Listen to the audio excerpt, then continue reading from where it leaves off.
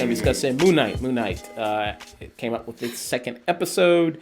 This is about the character played by Oscar Isaac of Steven. Steven, who suffers from DID.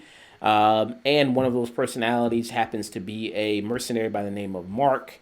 Mark, who serves the god of Khonshu, who's the Egyptian god. And this one, we kind of learn more about Mark. The Egyptian god of the moon, who is basically the wielder of justice for Egyptian mythology. Yeah. Also, it's the reverse. Mark Spector is the person, and Stephen Grant is a personality. Oh, okay. Is it? Oh, okay. Yeah, I don't know how MCU is going to do it, but in the comics, it's Mark Spector is a person who has psychological issues. In the comics, Mark Spector is if you listen to Oscar Isaac in interviews, he talks about he did a lot of research for people with DID. It's like the person who is like the main identity, the person that was living in the body before whatever happened that caused this psychological break. That's called the primary, and every other identity is essentially an alter. Yeah. So Mark Spector is the primary. He is before the splintering of his mind. In the comics, he already had like a DID already, but when he met Khonshu and made that deal to inhabit Moon Knight, which is its own identity in the comics, like he's a different alter ego identity. That was like an even more fracturing. So I just wanted to make that clarification because I don't know how they're going to do it, but the vibes I'm getting is that's the same. Yeah, the vibe I get from at least this second episode, it's the Moon Knight persona. It's like this thing that any of the identities can summon, and the appearance of the suit of the Moon Knight powers, it varies depending on which identity is currently inhabiting the body. I will absolutely love it if there's an additional personality, which I really hope they do. They show off another personality. They've hinted possibly that might be happen, that they just make up their own other Moon Knight that they can transform into. Just go for broke, honestly. F it. Yeah. But yeah, going back to, I just wanted to make that clarification. I didn't mean to interrupt you. Okay. Yeah. Because this show gets really confusing. It doesn't explain a whole lot, which is the point. Yeah, the show it's kind of putting you in the same kind of mental state as Stephen Grant, as Mark Spector, because they are just as lost and confused as we are. And it gets to the point where Ethan Hawke as Arthur Harrow, he ends up being the most sane person here. Yeah. Makes a lot of good points, and then you're like, oh, well, maybe Conchu's not so much we're not the good people we're supposed to be. He makes a lot of good arguments, and then the turn comes, which the turn's going to happen, and you're like, I do like that, at least in this, Steven's like, yeah, no, but like, that's not okay. Yeah, it's like none of that's fine. Yeah, I draw a line somewhere. Yeah, it's pointing out the flaws in a lot of this argument, and something that I think a lot of the MCU shows, at least the ones that are on the better end of quality, they bring up these ideas of kind of morality, the way Falcon and the Winter Soldier brought up race, the way Loki brings up ideas of like predestination, of the concept of free will. Yeah. So with this second episode here, you have, like I said, more of, kind of you explore Arthur Harrow, and then you see Stephen really talking to Arthur Harrow, having a sit-down discussion, and him explaining to him, his kind of whole plan, his whole future, his whole goals, as well as also saying that he was at one time a vessel of Khonshu at one time. and it's kind of questioning Stephen, with this kind of Khonshu creature, is good, is it bad, and whether or not he in himself is a villain along with Arthur Harrow. I don't know how Khonshu is really that much portrayed in the comics. If he is a dangerous force or god that really does use all these different people as these avatars just for his own really means and goals and purposes. I think from the what way, go ahead. from what I understand about the character Khonshu, it's always that that sense of justice, of right and wrong, taken to its absolute extreme. Very similar to how the Punisher is portrayed in comics, how characters like even U.S. Agent is. In Moon Knight is very much another version of that kind of morality. It's why a lot of Moon Knight comics, they end up in either like Marvel like Black Label or Marvel Knights, or even something like the Midnight Suns. Yeah, from what I understand in the comics, if I recall correct, I did a little bit of research because I've always liked Moon Knight, but I never understood like a lot of he gets a lot of comparisons to Batman, but that's actually really not fair. He's actually a very different character. He just happens to have some aspects of being a quote unquote Dark Knight. Khonshu is very much it's very similar to what is kind of described in the second episode, where he goes, no, he only punches people that have already strayed on a really bad path. Like by the time Khonshu is like finds you, your number's up. Like that's how Khonshu views it. Life gave you plenty of chances to do the right thing, and every chance you've chosen not to. Now I'm here for you. Like they have cried out to me, and you're done. They're like to him, every thing he sends you off to do is basically it's with impunity. And if you betray him, it's considered like the greatest of thing. Like at one point, he's just like, smash this windpipe. Like, there's nothing I can do. It's just great. It's like, kill him. Like, get it. Come on, let's get it over. I have like 1,000 orders that need to be finished. There's so many people. I have business to be done. Let's cut this crap. There's no redeeming of this character. Yeah. Khonshu is basically just like a darker Jiminy Cricket, who's just telling Steven and Mark to just murder people. Funny enough, I hope this gets brought up later, Khonshu actually has 4 aspects of his godhood, which they've apparently in the comics alluded to that each of his splintering of personalities inhabit one aspect of that. What aspect that's never been leaked, but they do inhabit one aspect, and I thought that's an interesting thing that I hope gets brought up in this show. No. So like I said, he once said was a time Arthur Harris' character a avatar of Khonshu, and then you kind of understand more of why Mark Spector is working for Khonshu, and how did he become a little bit his avatar, and saying that I'm kind of doing it to protect Layla, who is his wife, who you see in this episode, and he says, well, if you don't do what I want you to do, I'll just move on to Layla, who is the wife, and I'll have her be the avatar for me in order to do what I need to do.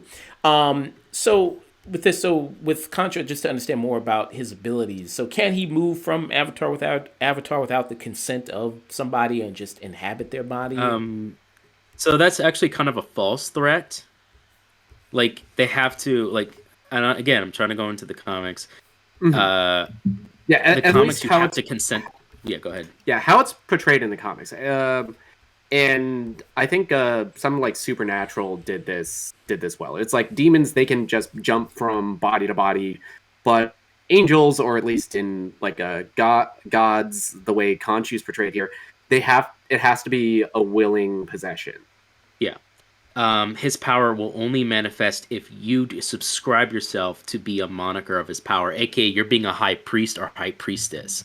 He basically made Mark, all right, you're gonna be my high priest, which means because you're worshiping me, I get to imbue you with my power. You are my subject through my hand. Oh, and it's so interesting you bring up the concept of you're one of my high priests, because that's similar to how the armor, the suit looks. Yeah. Even makes a mention. These are the it's robes. it's the ceremonial robes from Juice Temple. Meanwhile, Steven is just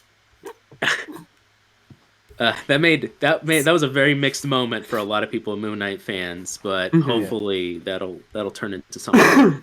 Yeah. So the moment, because I liked it because it brings in the character from the comics of Mr. Knight, who is an additional personality.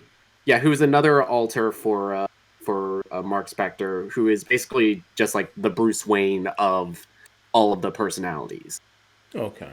Yeah, he's supposed. Mr. Knight is basically it was a run started in 2014 where he created this new thread and new identity to be as close to stable version of himself as possible. This version actually does go see a therapist. This one actually works with police, and he's like a private investigator at the same time, and he's the public face for Moon Knight. And it's like barely trying to contain the chaos. That's that version. And it's kind of like almost like a Sherlock Holmes kind of character. In this, he's bumbling Stephen who thinks he looks sharp because he thinks it's suit up. He does, which he does. Yeah. So, which I think because Marvel they change character like powers, they change backstories, they change aspects from the comics all the time. And it's something, if it works in context of whatever medium you're doing it, I think it's fine. Yeah.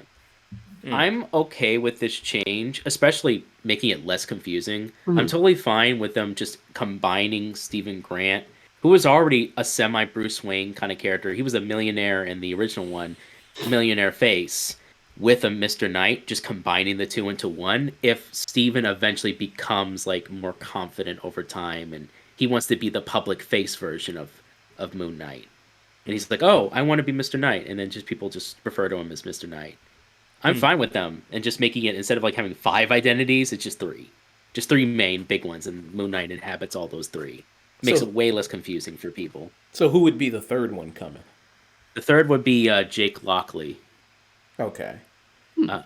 Jake Lockley is the investigation version of his character. We don't know a lot. Basically, it's like it's Mark, but he has like this mustache and he usually wears like a cab's hat, and he's the one who just walks around and drives a cab and just puts his ears to the street and knows the grindstone. He's a much more of a quiet version. He doesn't talk a lot. Yeah, Stephen Lockley, he's the guy that is basically where Moon Knight gets a lot of his intel on the street. Yeah. Okay. So he doesn't even have a super personality. He's more just a vessel for intelligence. Okay. So with Steven, who has his Knight, so each personality can have their own like incarnation of the Moon Knight character, like Mr. Knight.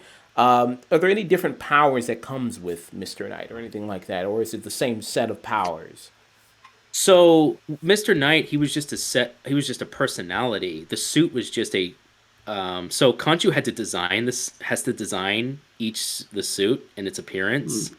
So that's a bit of a change where Mark just inhabited the way his aspect felt it should be in that moment. He also pulled out nice little cameo. He uses the bow staffs, the twin bow.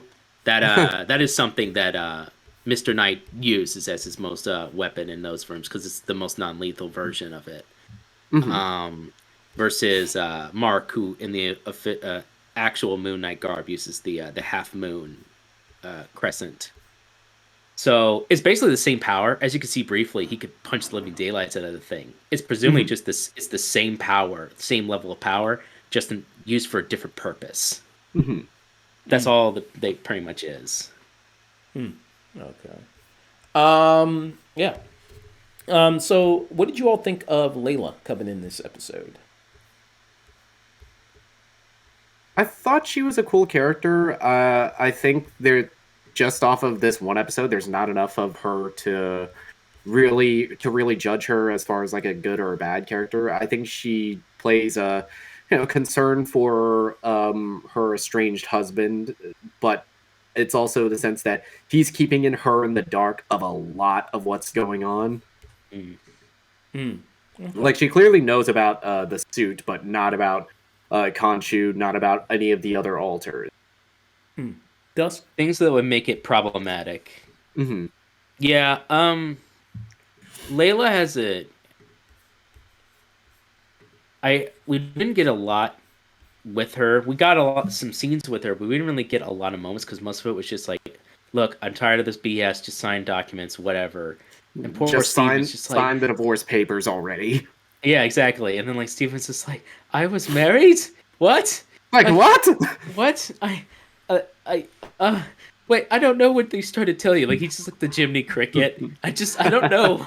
I'm just trying to be a good person, okay? Yeah, Oscar Isaac, he is so great on this show. He does enough with the like little ticks and little mannerisms of both Mark and Steven that they are two completely different characters, even when they are in the same frame. Yeah.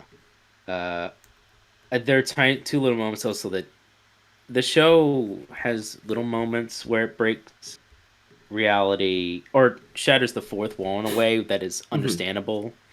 Where that you have a realization, like when she's like, "Oh, you're talking to your mother again," and there's like this moment where Steven's like, "Yeah," even though he's like left messages, she's never returned them.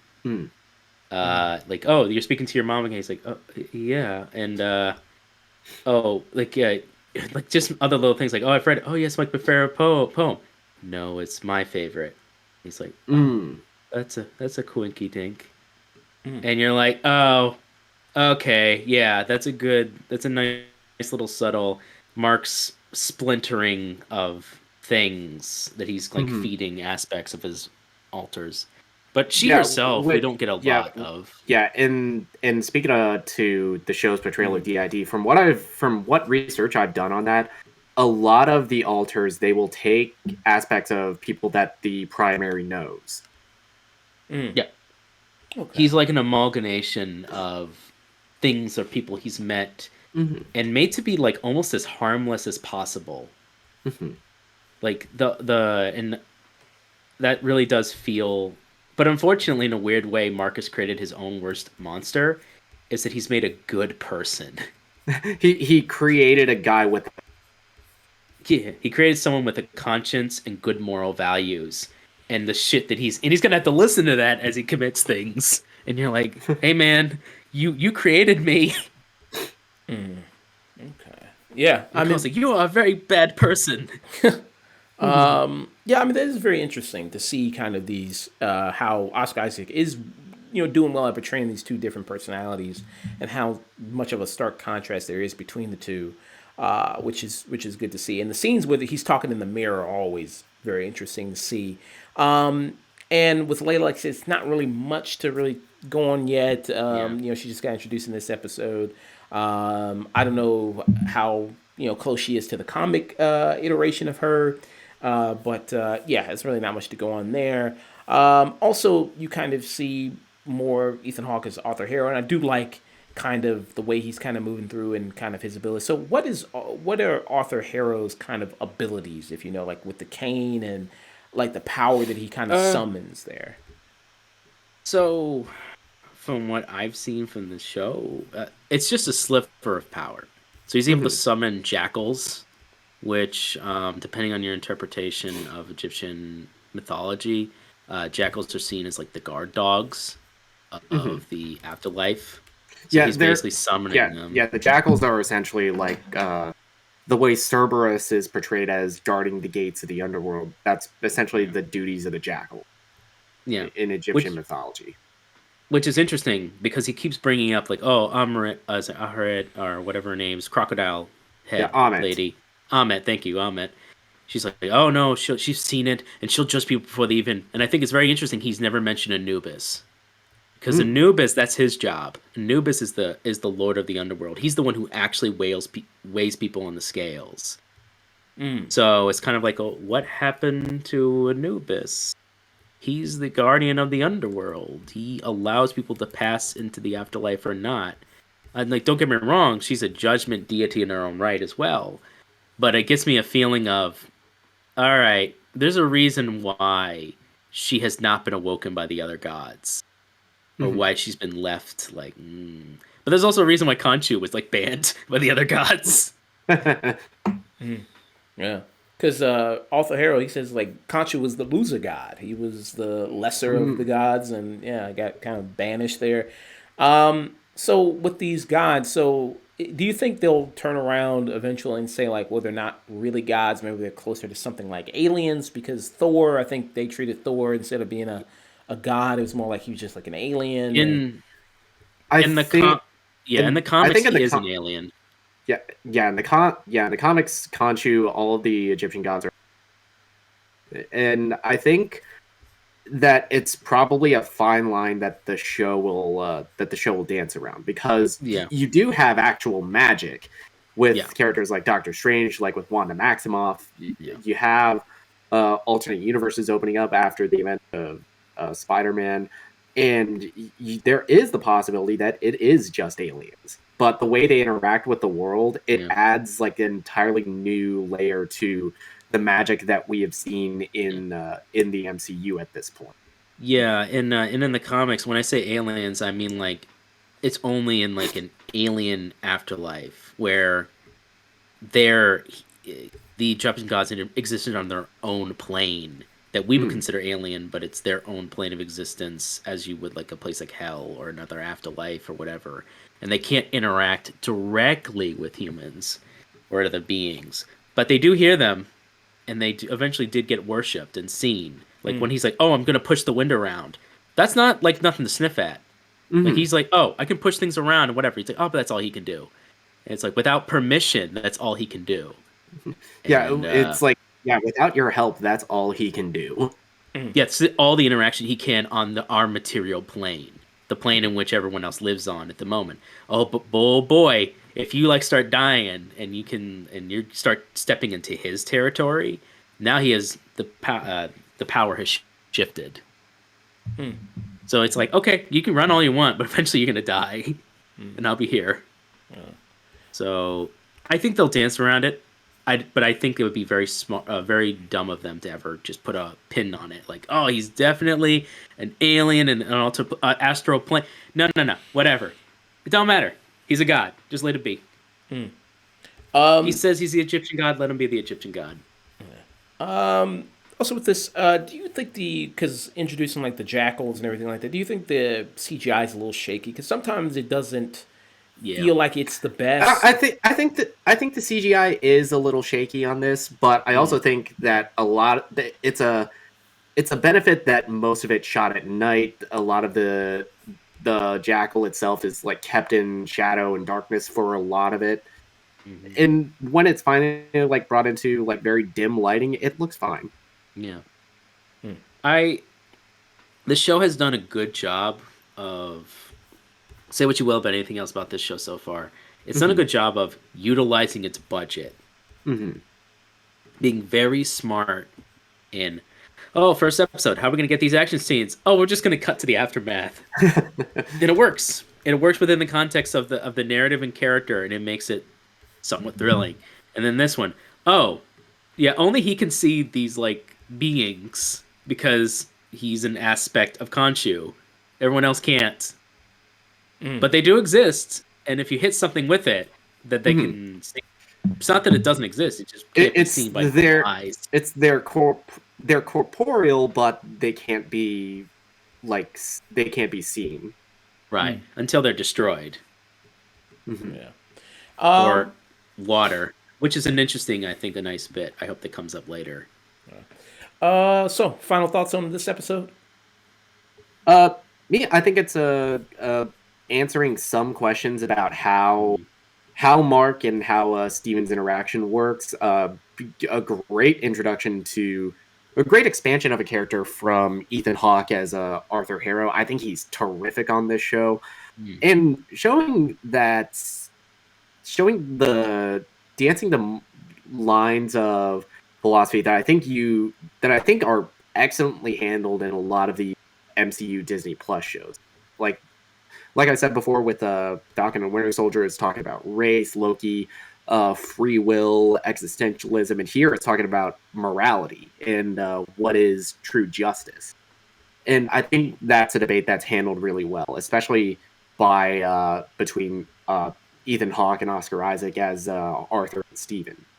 I can't wait to see where they go in the next episode because I do kind of want to see Moon Knight fight people.